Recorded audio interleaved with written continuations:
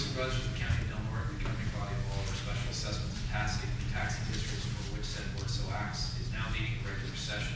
Only those items that indicate a specific time will be heard at the assigned time. All other items may be taken out of sequence to accommodate the public and staff availability. And I'm going to read the pledge. Pledge allegiance to the flag of the United States of America and to the republic for which it stands, one nation, under God, indivisible, with liberty and justice for all. Okay, are there any new employees to be introduced? Okay, seeing no new employees to introduce. Any reportable action in closed session? Nothing for today. Okay, at this point, I'll accept any deletions, corrections, or additions from board members to the agenda at this time. In order to add an item to the agenda, the matter must come to the attention of the county subsequent to the posting of the agenda, and the matter requires action before the next regular meeting of the Board of Supervisors. One item that some of you may be here for, which was the public hearing that has been new information that came up. We won't have a forum, so we are going to push it out to the following meeting. So that added on the agenda, which is item number 16 regarding the clubhouse for the golf course. That has been pushed off to the next meeting due to lack of forum on that. Okay. Also, there's an urgency item for Neil. Go ahead. Read out what the urgency item is. Sure. The urgency item is a Senate Bill 740, and what it basically. Yeah, turn it on. Sorry about that. Read letters. It's an urgency item, Senate Bill 740, and summary of that item is that Senate Bill 740 would modify eligibility requirements and funding for the California Advanced Services Fund to support broadband infrastructure in the most remote areas of California. And what's basically requesting is the time for that for grants are extended, and that the grants can also be eligible for not only telephone companies, but other companies who provide these services as well. And it was an urgency item submitted to us yesterday. Finnegan, and it's basically just getting support for the board and direction for staff to write a letter in support of this legislation. Did we have, I don't see it in front of me, did we get some material on that at all? No. That's what I mentioned to you just now, was that the internet Okay. down. I'll go ahead and forward it then to the other supervisors. You won't be able to. No, No, you try. that's right. The email and the internet are both down. That's why you don't have it in front of you. Okay. Okay. Then can I have a motion to? I move that we add that as an emergency item. I'll second. Okay, so there's a second. Any public comment on the adding this to the agenda? Okay, seeing no public comment. All those in favor? Aye. Aye. Okay, so it's been added to the agenda. We'll bring that up towards the end of the meeting. Okay, so going through the agenda, first thing we have is we are going to receive reports and news of any travel programs, projects, travels, two-way communities. Let's start with Supervisor Gibb.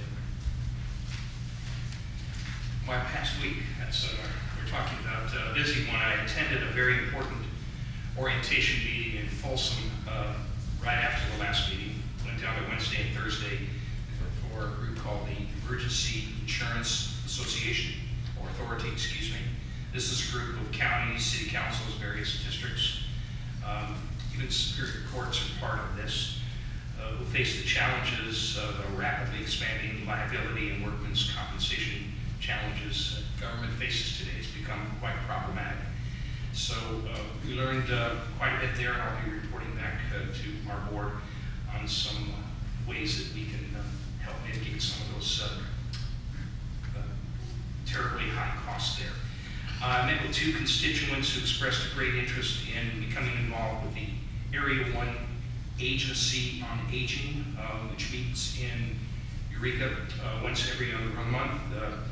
Last meeting, you may recall, I sought two volunteers to become involved with that. We have two people who are very interested, who will represent the interests of Delaware County seniors on this board, Area 1 Agency on Aging, and they'll be hopefully representing Delaware County on this board of 12.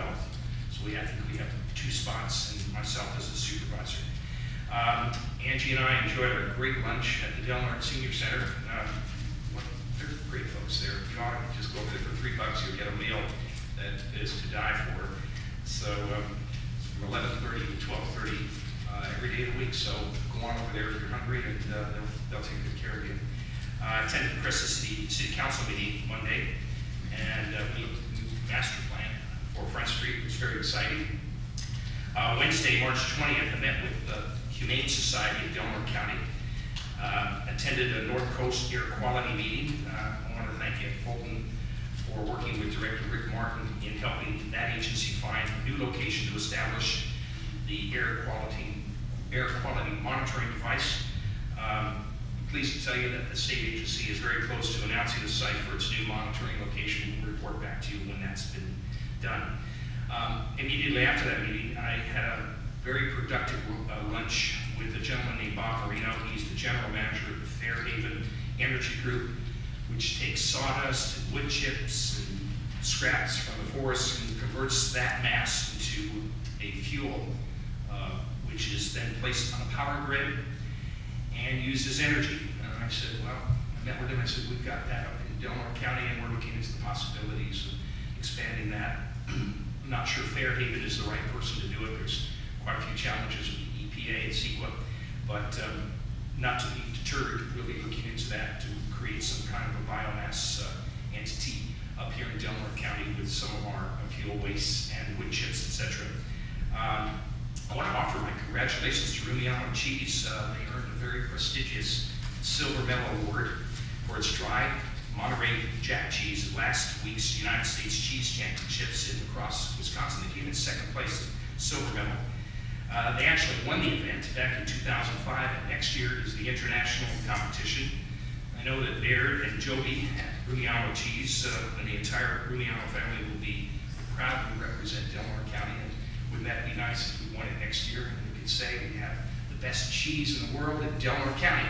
So congratulations to the Rumiano family. Last Tuesday, I was pleased to attend the Law Enforcement Administration Awards at the Cultural Center, and I'd like to take the opportunity right now to recognize the county people who were awarded. This is a short list of, actually a pretty good list in what I'll call the best of the best in law enforcement. So congratulations to Deputy of the Year Richard Donaldson, Correctional Officer Sean Ratmore, Citizen of the Year Amanda Chadwick, special recognition to Reserve Deputies Rory Johnson, Danny Gregoria, David Roth, Sergeant Bill Fisher, and Deputy Kirk Cook. And the Service Award posthumously was awarded to Deputy Harold Esparza. Also Probation Officer of the Year, Kalia Lee, Technician Ramsey Williamson, Emily Johnson, and Muriel Kay from Barrow Ranch, and Juvenile Hall, and Emily Echeverria. Search and Rescue Award, a Lifetime Achievement Award, was presented to Dale Watson, and Member of the Year Dave Bree, who recognized his heroic efforts in rescuing a woman from the ocean. And the District Attorney's Office recognized Prosecutor of the Year Anna Maria Padilla, Employee of the Year AC Field. Others proudly recognized were Code Enforcement Officer Dave Mason and Luke Fathom, Joni Forscht, Karen Phillips, Principal Susie Dooley of Sunset High School, Terry McCune-Lustra, and Tara Bachman of the Humane Society. Of course, other law enforcement agencies recognize their own, Highway Patrol and City of Crescent City, and we pass on the congratulations to them, especially to our county employees who did an exemplary job well beyond what was called for. Thank you, Chair. Thank you. Supervisor Henderson. Yes, thank you. I attended the Resource Conservation District meeting. We had some discussions over some water issues. It was raining that day, so when it was raining, I guess you can consider it a water issue. Usually it's water issues that you don't have enough water. We have plenty. Also got a report from from Scott Fowler that Jim Jensen is going to be here Friday and Saturday, and we're going to set up some meetings.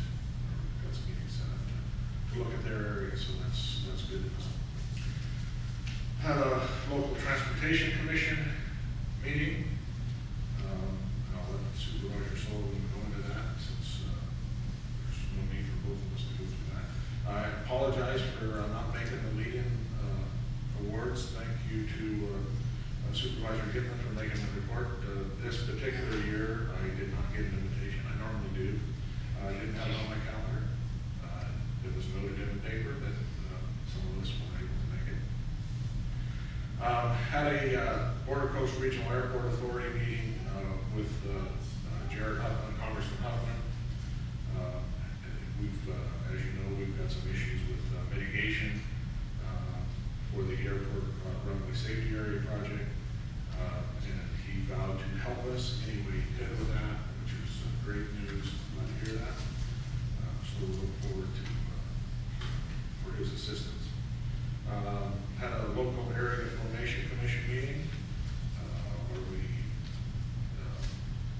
opened the hearing on the budget, took a look at it. It's a draft budget. It looks very similar to the year before. I think we're around 1% more this coming year than last year, which is extremely good. We are taking a look at the Smith River Cemetery municipal service review.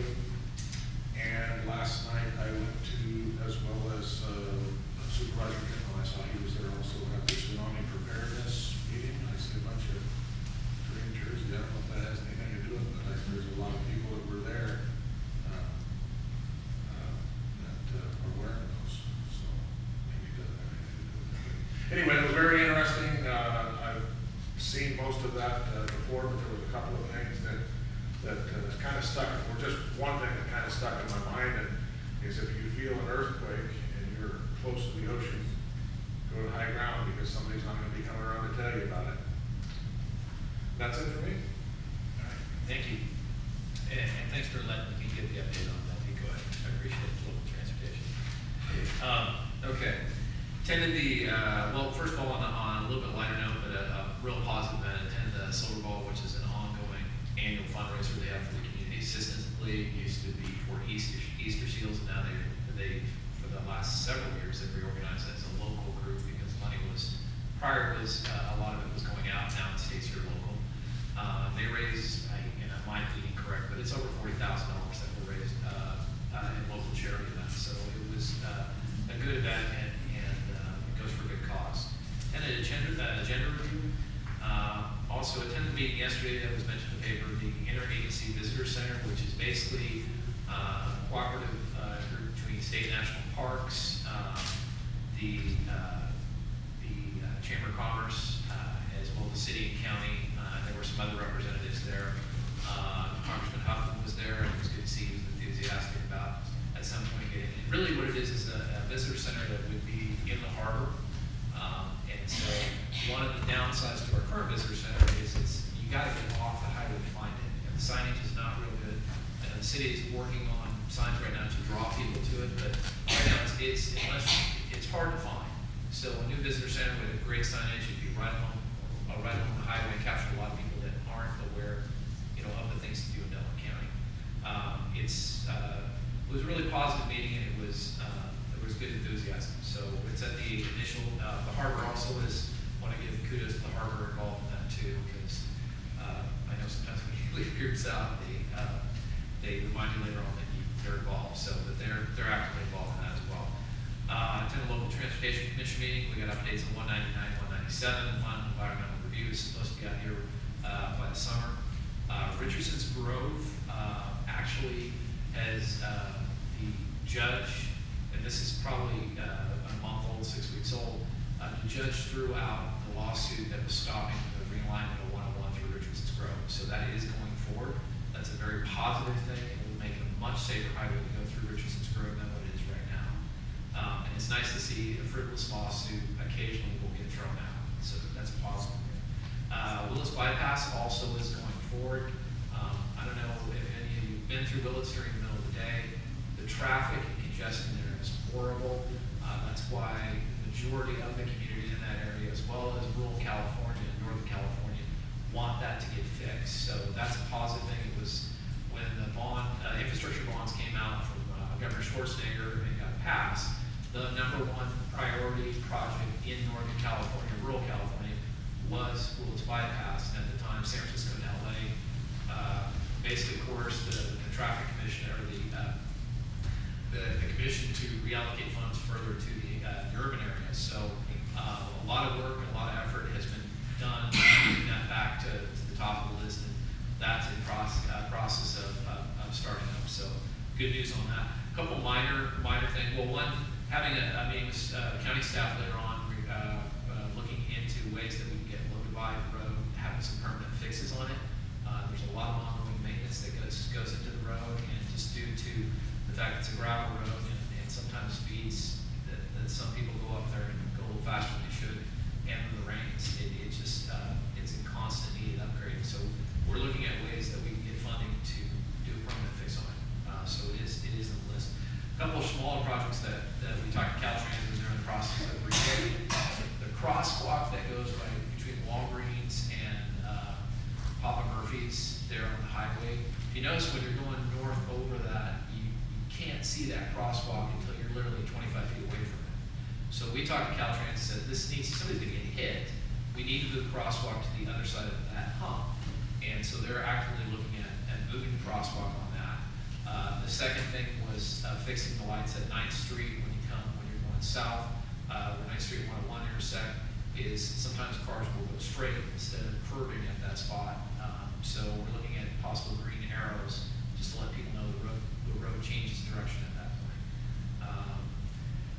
I went to attend a solid waste meeting today and have State Senator Jim Neal is coming to the community this weekend. That's really positive. We've had a lot of interaction with the senator, and I know he's going to be helping as much as he can. Also was unable, I want to thank Supervisor Giblin for attending the lead-in awards, the law enforcement. It would have been nice to attend. I didn't receive the invitation this year either, which is odd because we've always received an invitation to go to the event. I would like to do it because my brother, who's a city police officer, actually received an award. So it's interesting. I usually don't respond to letters to the editor, but Mr. Christopherson needs to do his research a little bit more before he makes comments in the paper. So other than that, I will, at this point, we will go into brief report from our Assistant County Administrative Officer, Neil Lopez. Okay, I'll make this as brief as possible. I'll turn my microphone on. Sorry about that. Yeah, we're worked up at the end of the year. I'll start with capital projects. Currently, as you're aware, we have Point St. George project that is ongoing. Not much has changed with that project, so we're still working on mitigation for that project, and it's kind of at standstill at that point. The next thing I wanted to mention to you is that administration is currently preparing a request for proposal for asbestos and lead paint surveys at the old community development building, which you're all aware is located at 705th Street. The scope in this RFP will also include determining the work that needs to be done for abatement of the hazardous materials. This will be followed by a second RFP for someone that is licensed and specialized in removal of hazardous materials. And we're not completely certain whether or not this second RFP will also include the demolition and removal of the debris. That may be a third RFP, depending on what comes back in the initial RFP for the scope of work that needs to be done to remove the materials. And that's it on that project. Other than that, we are dealing with ongoing negotiations with SEA and our United Homeworkers, which is our IHSS providers. We are beginning negotiations in April with SEIU, and we continue with review of legislation that is important to the county. And that's all. Dave, or do you have any questions? All right. At this point, I will since we're still shy of public comment period, we're going to go into the consent agenda. So I'll entertain a motion to approve the consent agenda. I'll move to introduce a motion to approve the consent agenda. Okay, it's been moved to second. Any public comment on items on the consent agenda only? Okay, seeing no public comment, I'm going to close public comment period and bring it back to the board.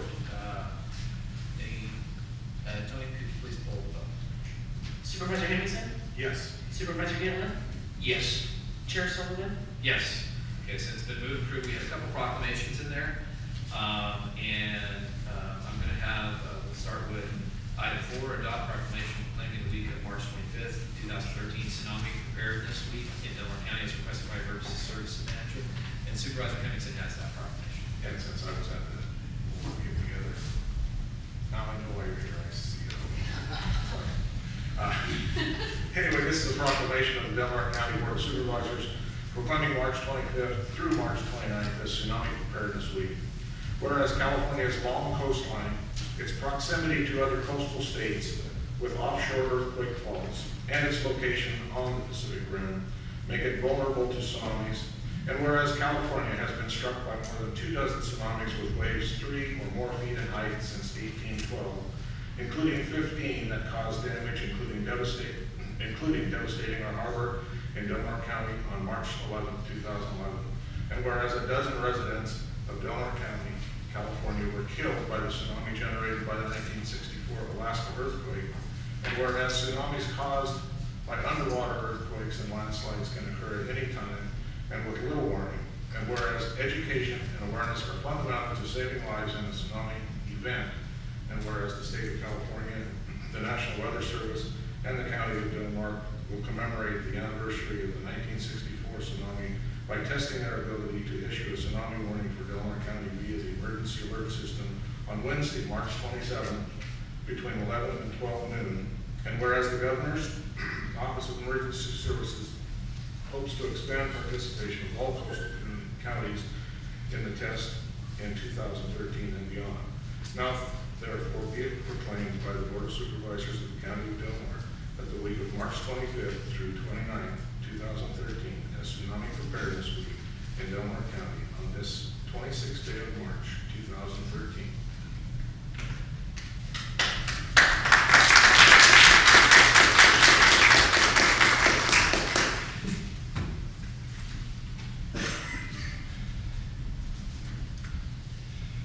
No speech. Nice try, Cindy. You got good. I just want to remind everybody tomorrow, no need to do anything, but this is a good opportunity to take a look at your personal plan, your disaster planning, let your family make sure they're aware of it. And remember, we will have the Civil Air Patrol flying our coast with the loudspeaker, and they will be put a number out there. So if you hear it or you don't hear it, they're looking for comments. Emergency alert will go across your TV. The NOAA weather radios will alert, so they'll actually go off, and you will actually hear the tsunami sirens. Excellent. Okay, thanks, Cindy. You do a great job, by the way. Just I know sometimes that goes unstated. We also have another proclamation in there. We don't have a hard copy, but the recognizing, proclaiming the day of April 13th, the day of the distinguished young woman. Do we have a representative of that group here? Okay. I'll go ahead and read it off. If come on up, Terry. Okay, it's a proclamation proclaiming April 13th, 2013 is the day of the distinguished young woman. Whereas the Distinguished Young Woman Scholarship Program will be held this year on Saturday, April 13th, 2013. And whereas the participants of the Distinguished Young Woman Scholarship Program are judged upon the merit of the following interview and presentation areas: scholastic, fitness, self-expression, talent, and the judge's interview. And whereas Distinguished Young Women participants are held to the highest standards and have shown a greater rate of success than their peers. And whereas girls in their junior year of high school all over the nation participate in this worthwhile program. Now, therefore, as the Delaware County Board of Supervisors hereby proclaims April 13th, 2013 is the day of the distinguished young women in honor of the participants in the class of 2014 program. Be it further proclaimed that the Board of Supervisors wishes the participants the best of luck and congratulates and encourages them to always be their best. Pass and adopt this 26th day of March 2013. Terry, and those of you that have been here long enough, it was a program formerly recognized as Junior Miss. So the title had been changed. I think last year it was changed. Yeah, so on behalf of the JCs, we'd like to thank you for acknowledging us and the program, and on behalf of Armin, we'd like to thank you. Okay, thank you. Okay, at this point, we're going to go, we have another proclamation, which is recognizing the JCs. Approve and adopt resolution titled Resolution of the Delaware County Board of Supervisors expressing infinite appreciation and commendation to the California Junior Chamber of Commerce, JC's Crest City chapter, as requested by Supervisor Gittman. Supervisor Gittman has that proclamation. I do, Chair Sullivan, and I'm just so proud of all you folks, and I'm really honored to read this to you. As you know, I met you during the halftime of the games, and you were all feverishly working. So I'm just saying thank you so much for your thankless work that you do, and appreciate it. Let me read this to you at this time. A resolution of the Del Norte County Board of Supervisors expressing appreciation and commendation to the California Junior Chamber JC's Crescent City chapter. Whereas the California Junior Chamber JC's Crescent City chapter, Crescent City JC's, is a statewide, national, and international community service organization, and whereas the main purpose of the JC's is to provide personal growth and community involvement through volunteer means, and whereas the key to success for the JC organization is personal growth, working to improve through training, learning from each other, and by taking on new projects, and whereas the Del Norte County residents and businesses have continually demonstrated their support for the JC programs by repeated participation and sponsorship, now therefore be it resolved that the Board of Supervisors, County of Del Norte, State of California, as follows. The board hereby offers its commendations to the Crescent City JCs and to its Board of Directors, members, and volunteers for the success of the 45th Annual 8th Grade Boys Invitation Basketball Tournament, which included awards for sportsmanship, a hoop shoot contest, cheerleading, an outstanding mascot competition, tournament Princess and Queen, and Best Poster. Be it further resolved that the Clerk of the Board of Supervisors shall forward a certified copy of the resolution to the JC's Board of Directors and members as necessary on this day, March 26, 2013. I just want to say, great job.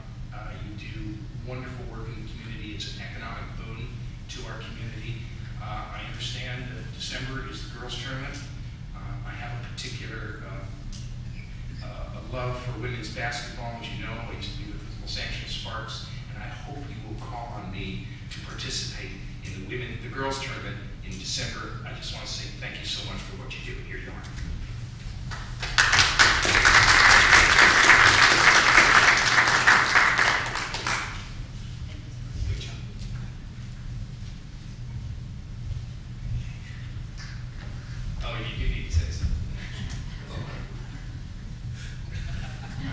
Sorry, you can't. Well, as you know, the JC's, this tournament is large. This is my 30th year working on it, and it has 56 teams. We have 23 cheer teams. We usually have about 19 princesses, mascots, and all of their entourage that comes with them. I know as a past hotel owner what it did for us, getting a boost in the middle of winter for your business, and it's really important to us to keep it going, and for the community to keep it going. Armin did put a lot of money into it, so we've worked really hard the last couple of years to try to keep it going. But on his behalf, we're going ahead. So thank you.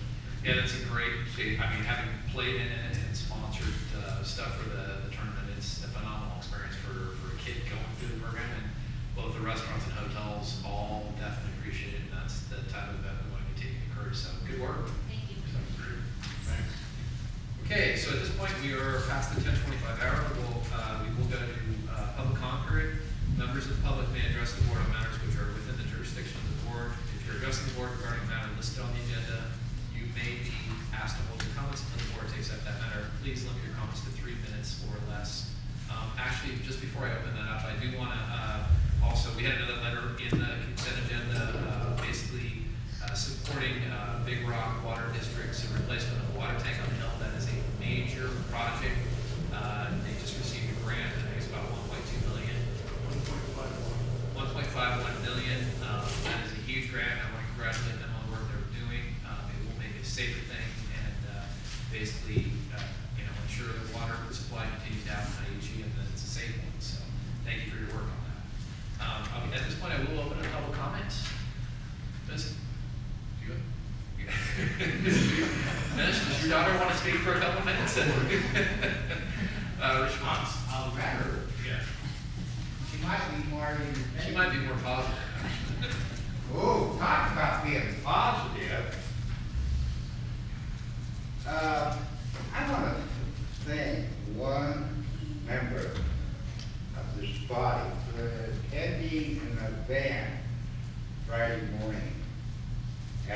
LHS. Mr. Gibbon represented the Board of Supervisors at the presentation of the one-on-one kitchen, a vehicle that the county helped bring to this area. And it's my hope that when Gary Blacknick shows up next time, you ask him that some of that $25,000 that this county gets could go to Ron Phillips to purchase the proper cook. It's kind of like a house without any furniture, as a newspaper quoted today. That the county could equip that vehicle so it could do the education component for our farmers market and for our food banks. I have something else I want to call to your attention, and I hope next time Jay Sherino sits in that chair that you ask him about a piece of property in my neighborhood that is owned by the county. That in the summertime is used by a number of our youth. And that's the county skateboard park. And Mr. Sullivan, I would hope one of these days you would drive by there and look at the current condition of our skateboard park. I'm aware that the skateboard committee appointments have not been made for a number of years, and there's numbers of adult vacancy on that committee. And I believe that committee needs to meet so that the adults in this committee could help run that facility with John Horn, because in my neighborhood it's becoming an eyesore because of the lack of maintenance. And there's becoming some serious safety issues because of lack of funding for our county parks to put into that facility. It's something that draws the youth in the summertime. It gives them an outlet, a positive outlet, but unless it's maintained, and also if we don't keep the dirt bikes out of it, the county does not have the funds to replace the ramps. So I'm serious that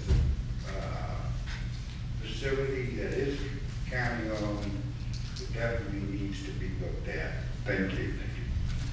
Any other people for public comment?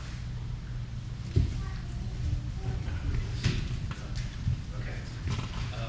We're going to go ahead and close public comment at this point. And we're going to go to, we have a temporary presentation. Chair, someone can I just respond to Mr. Miles and the one-on-one kitchen, which Actually, it's not a dialogue on public comment. So I understand. Yeah. They don't want to encourage me, Roger. Yeah. Match and gasoline is not a good combination. Item 13 is a public presentation for the Community Emergency Response Team, acronym CERT. And Cindy, if you want to go ahead and lead the presentation. Yes, so this is the Community Emergency Response Team. This is what you see in green. We had a lot more at the city council meeting because it was a nighttime meeting, but a lot of them are working. But we wanted to really introduce the Community Emergency Response Team. Local government prepares for disasters every day, but we all know that 80% of disasters are ran by volunteers. And the Community Emergency Response Team is that bridge for our first responders. So it really runs hand in hand with our neighborhood preparedness program. The neighborhood leaders and the people that are getting involved with that really wanted more education. And so it puts them through their paces and really gives them the education that we really need as first responders out there in our community. So they manage, they get involved in training and runs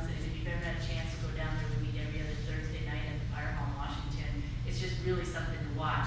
But we go through 8 different units. There's one on managing utilities, putting out small fires. We have 2 different ones that are all about the medical killers, opening airways, controlled bleeding, and treating for shock. They teach them search and rescue. We teach them basic first aid.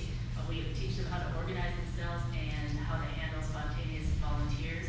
And then they also are able to collect intelligence and support our first responders out there. Here's a few pictures of our first group. We've actually had 2 groups come through right now. It's right at the very beginning.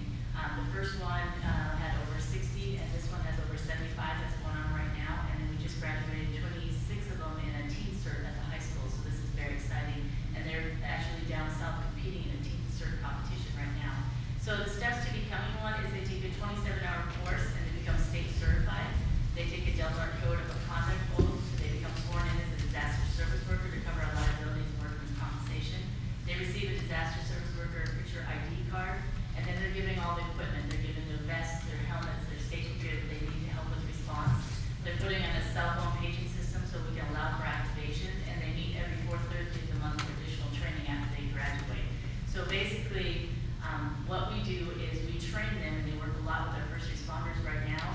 And so if we had, for instance, a search that would happen right now, and search and rescue got called up, we could actually activate them, and they could go out and do a search with those search and rescues. So in the time of a real big disaster, it would be very important because they've already had a chance to work a lot with those first responders, and they've gained that experience.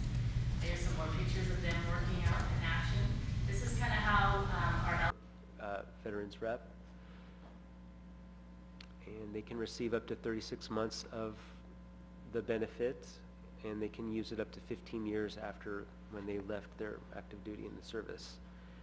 And this consists of tuition and fee payments directly to the school, basic allowance for housing, and a books and supply stipend. The Vocational Rehabilitation and Employment, or VRNE, will usually refer to a VRNE counselor for assistance with different modes of employment for the veteran. Dependents educational assistance will provide a referral to a veteran's representative of the intended school, and it can offer up to 45 months of an education. They should make sure that an appropriate program exists where they live that they can participate in.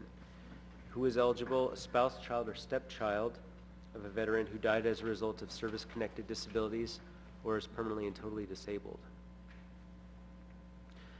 For the Calvet College tuition fee waiver, this is a state program. It's available to the dependent of a service-connected veteran or dependent of a veteran who died as a result of service-connected disabilities. This benefit can be used with CSU, UC, or California Community College only. And they'll apply right to our office. The Veterans Retraining Assistance Program, or VRAP, this can offer up to 12 months of training assistance to veterans. This is a great program for those who've already used the GI Bill and require additional retraining assistance. And the following are the eligibility requirements. More topics, VA home loans we get some questions about. We have info packets and applications in the office. Mostly we give a referral to a mortgage broker. State veterans homes, we have 8 currently in California. Yountville in the Napa Valley is the oldest, and we have 2 new homes, one in Redding, one in Fresno, that are both still waiting to be open and staffed. For discharge upgrades and corrections, we've done several so far since I've been here, and we'll submit a form to the board for corrections of military documents to the service department, for example, the Army Board or the Navy Board. We request a lot of DD-214s from the National Personnel Records Center. We also request personnel files, service medical records, if a veteran asks.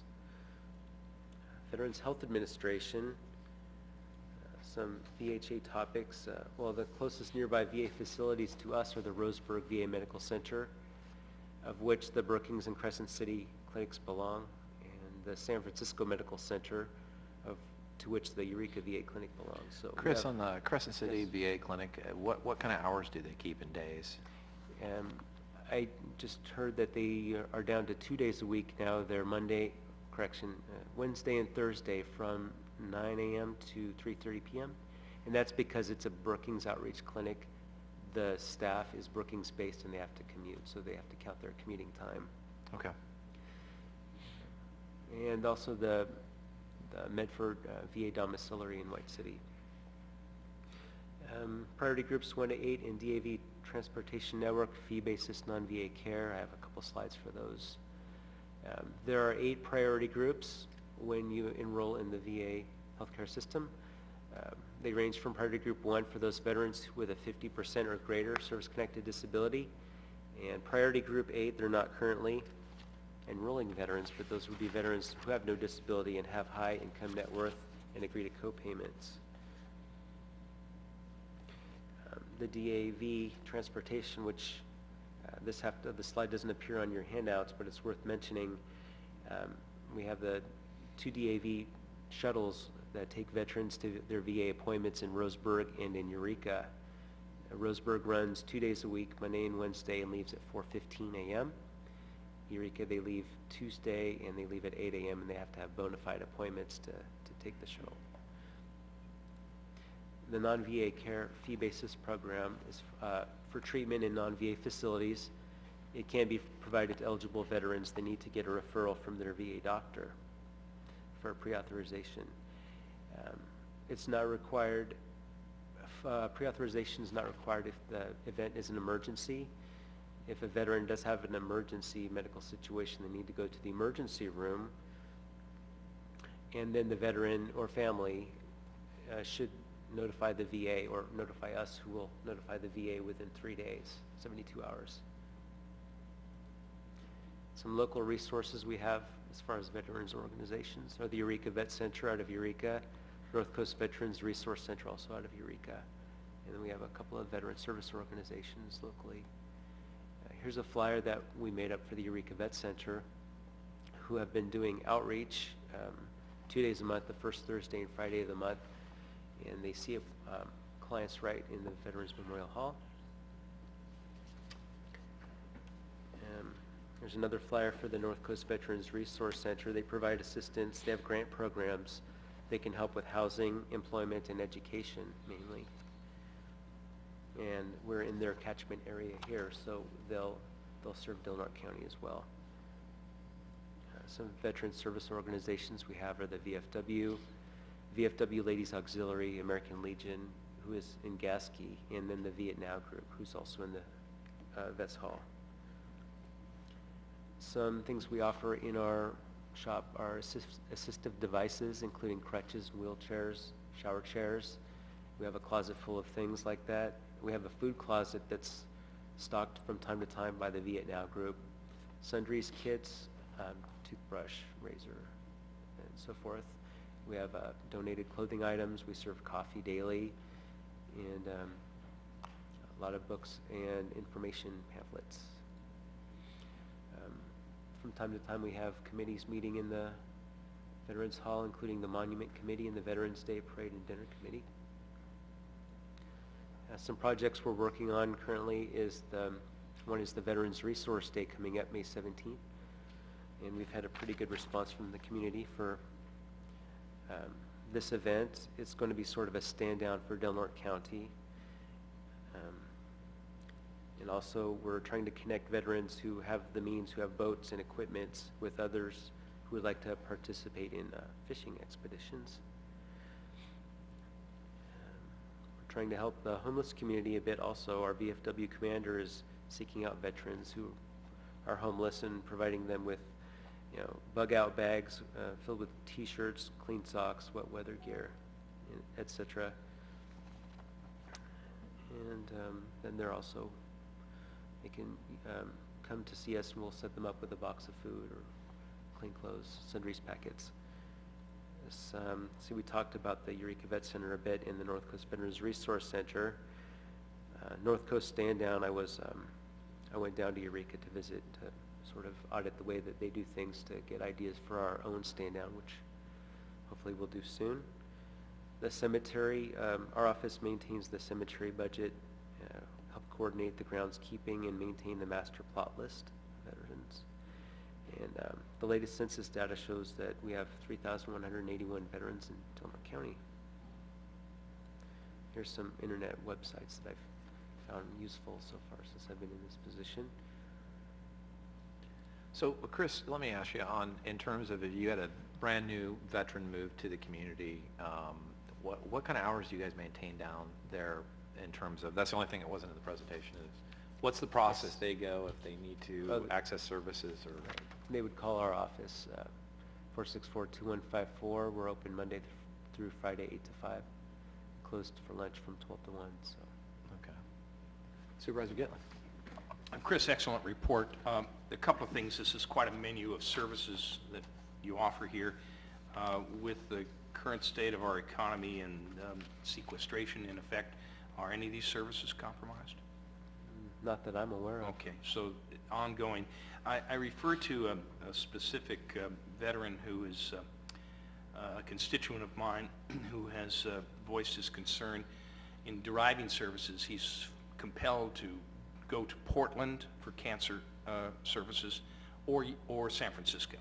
And there are no local services, and I mean local by Medford or Eureka, where this constituent can derive his services. It causes a great hardship on him. He has to drive several hours, 6 hours to Portland or 7 hours to San Francisco to get his cancer treatment.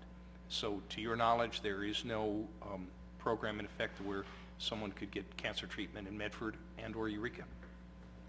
Well, I think the fee basis program, if he were able to get a sort of referral from his VA doctor to get the treatment in Eureka, that would be the closest thing that I can think of. The pre-authorization. And are the services in Eureka equal to San Francisco and or Portland? Can they get the same kind of treatment? I'm not really familiar with the extent of the, I know of the Evergreen Lodge in Eureka, that's by St. Joseph's. What I'm going to do after the meeting, if you stick around, because I don't like to mention anybody's name in particular, I'd like to discuss this gentleman with you and bring him to your attention. He's brought it to my attention. He has not given me permission to say his name. So I'd like to know that he's getting all the services that are printed up here, and that he's getting them in a way that he can access them fairly easily. I realize we live in a remote area, but it creates a hardship for him. I think every 2 weeks he has to go to Portland and or San Francisco, and he's brought it to my attention. So afterward, if you stick around, I'll give you his name. Absolutely. Supervisor Hamilton. Yeah, Chris, thanks for your presentation. Really appreciate what you do for our veterans. Great job. Thank you.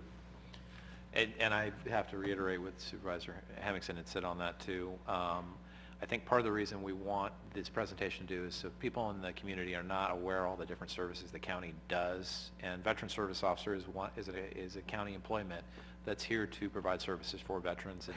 And I don't usually go off on federal commentary, but it is extremely sad that it just shows you where the federal spending priorities are, that this is the money that we're giving our veterans. This is really not very much money at all. It's actually really sad. So anyway, it would be something. We'll be in DC next month. It would be definitely worth something talking to our Congress people about. Anyway, we appreciate any updates on the Veteran Monument by chance? No, it's been a while since we met. I think December or January, and I know that we had to do some legwork, talk to some people in Eureka, and the architect, I think. Yeah, if I can chime in there, Chair Sullivan, the latest turn after we had a meeting, which I was invited to attend on the monument, this is, I might add, going on year eight to put up this monument, is a new architectural rendering was needed to be reviewed by Coastal Commission. Rather than mail it, I said, let's just bring it down there and have a conversation with the officer who's in charge, which is Mr. Barskin, and let's get this thing moving. Baskin, excuse me, Jim Baskin. So there is a slowness that goes perceptibly slow, and they're simply waiting for their permit from Coastal Commission on this. And when the architectural renderings have been approved, then my understanding is they can get their permit and raise money and build it. So. Okay. Is there anything you care to add on that, Chris? Is that your understanding? I don't have any new information. That's okay. What I know. So. It's from what we discussed at our last meeting there. Yes. Okay. Well, thank you for the presentation, Chris. Great presentation. So, any other questions from? Okay. Good job. Okay, so we are going to go on in the agenda. At this point, we're going to go to our 11 o'clock scheduled item, which was conduct a public hearing to provide the public an opportunity to hear and comment on the results of activities. Actually, before we open that, anyone that is here for item 16 regarding the clubhouse at the golf course, that has been tabled to the following meeting due to lack of quorum on it. So just giving a heads up to audience members. So conduct a public hearing to provide the public an opportunity to hear and comment on the results of activities involved in the Community Development Block Grant, CDBG, 06-STBG-2583 and 08-STBG-4642 as requested by the County Administrative Officer. Mr. Assistant Administrative Officer. Actually, I'm going to turn this report over to our CDBG go-to guy in administration, Jim Carnegie. Good morning. As you know, the Community Development I'm Block sorry, Grant. do I need to open the public hearing then, probably? No, not yet. Okay, I'll give a good. report Okay. and then you All can right, open that. sounds good. The Community Development Block Grant Program administered by the Housing and Community Development Department requires several public hearings at different stages during the grant process. These two grants, the one from 2006 was overlooked. We're supposed to be providing a public hearing at the end of the grant, and it was overlooked, and that's why we're doing it today. You've got most of this information in your packets. I'll go over it real briefly, and if there's any questions, I'll try to answer those. The 2006 grant provided us an opportunity to provide public service activities in the community. It included, there were 3 different activities. One was a food bank that was operated by Community Assistance Network. The second one was a children's advocacy program operated by the Casa del Norte. And the third one was a battered spouse program, basically the Harrington House program operated by Rural Human Services. During that, those activities, Community Assistance Network, they served 6,567 persons, individuals. These are non-repetitive type. I mean, they serve a number of these people over and over and over again during the 2-year period. The Children's Advocacy CASA, they serviced 65 children who were wards of the court and helped them get through the court system. Rural Human Services served 587 women and their children at the Harrington House during the course of their that grant period. The second grant, it also had 3 public service activities. It also had a housing rehabilitation program, which was operated by the county staff. And it had a public improvement project, which was the extension of the Northcrest sewer line, which was also managed by county staff through the Community Development Department.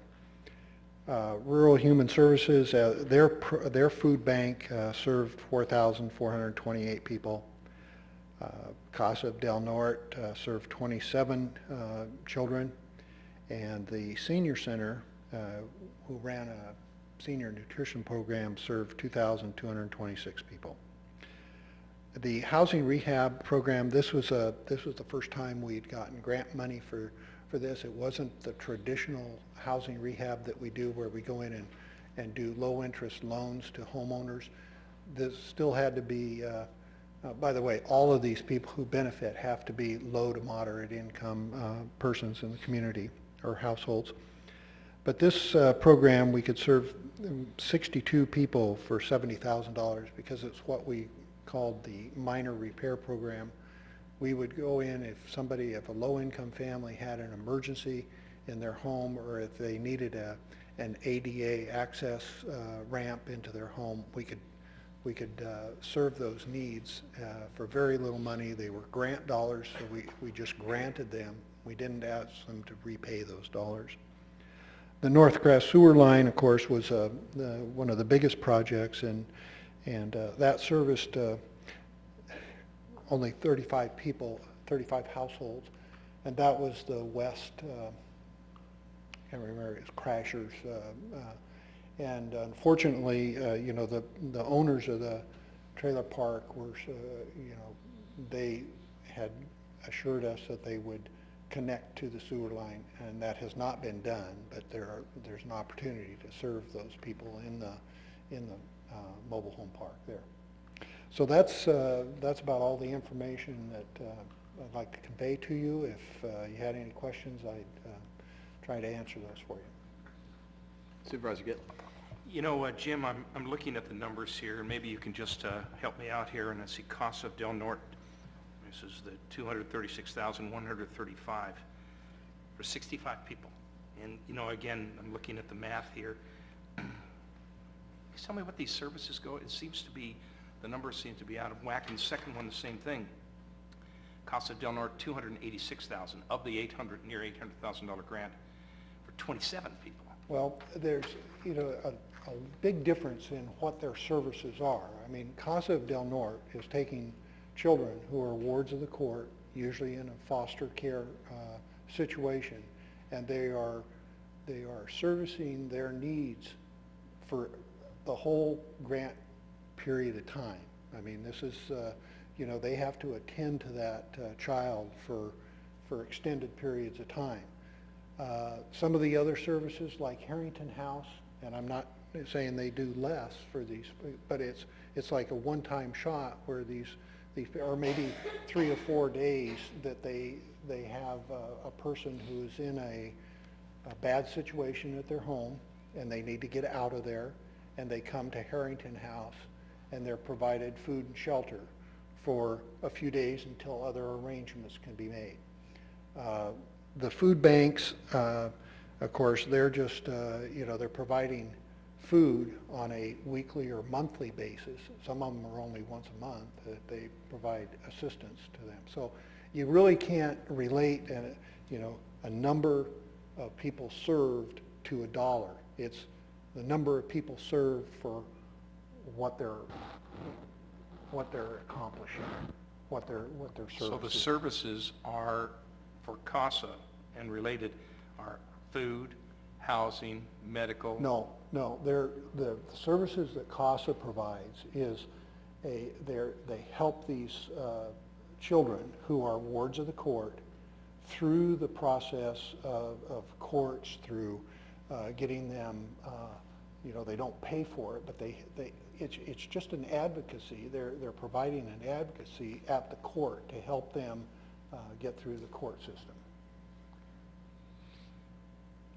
Well, it's $4,001 per student, per person, and $10,000 the other. It just seems, I just like a little bit of an explanation of what that advocacy is all about. I think what you'd have to do is go to go to each one of those organizations to see what they do.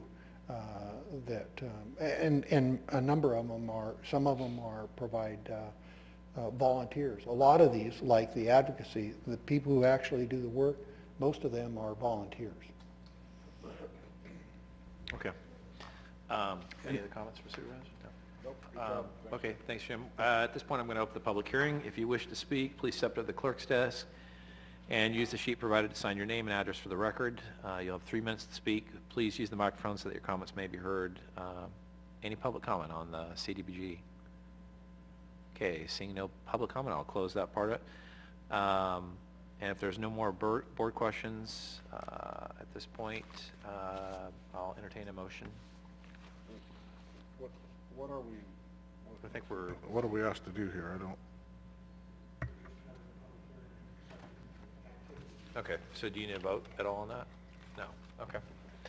All right, so we're accepting the report. Going on to the next item in the agenda, I think we're going to go on to item 17. Thanks, Jim. consider legislative and budget issues, consider miscellaneous legislative and budget matters pertinent to the County of Delaware, authorize the chair to sign and send appropriate letters with respect to matters pending before the state or federal governments. We did have one urgency item we did add to the agenda, which was Senate Bill S-40, which will allow, it basically extends the ability for rural California to access broadband services. And the letter of support, because the hearing is coming up for this bill on April 2nd. Supervisor Finnegan has forwarded this to the board, and I believe as a board we've been supportive of it in the past. I would entertain a motion to go ahead and send a letter of support. I would move that we send a letter of support. And I will second that. Okay, any public comment on the issue? Okay, all those in favor? Aye. Aye. Aye, okay. It's been moved and passed. Okay, so at this point, any legislative budget matters? The only thing under the budget items that I'd like to bring forward to the board is that budget instructions and a budget schedule have been sent out to the departments for our 13-14 budget year. I believe the department requests are expected April 19th? April 19th, at which time the budget committee will review the department requests and meet with departments as needed. And that's when the process begins, and hopefully we'll have something before the board in June for a proposed budget, and then moving forward, hopefully not too much longer, but no later than October for a final budget. And then item 18 is your review and approve and authorize the chair to sign a letter regarding opposition of AB 741 as requested by CSAC, and that letter was in your packets. Any comments on item 18? No comments. I would move that we approve sending a letter of opposition to AB 741. And Second. yeah, for the public's edification on this, it would be AB 741 reallocates property taxes from counties to cities, and we want to not we want to oppose that. So, any public comment on that? Okay, all those in favor? Aye. Aye. Aye. Okay, so seeing no other item left on the agenda, we're going to go ahead and adjourn the meeting. And yes. I just want to remind everyone that tomorrow there is a live test, the tsunami warning system, so don't call 911, please. Well, unless it's Unless an it's an emergency, excuse me. Call them if it's an emergency, call them if it's a real tsunami, but. Okay, so we'll adjourn to our next meeting, and item 16 that was on the agenda will be on the next scheduled meeting for the Board of Supervisors, and we shall have a full board at that time too. All right, thanks.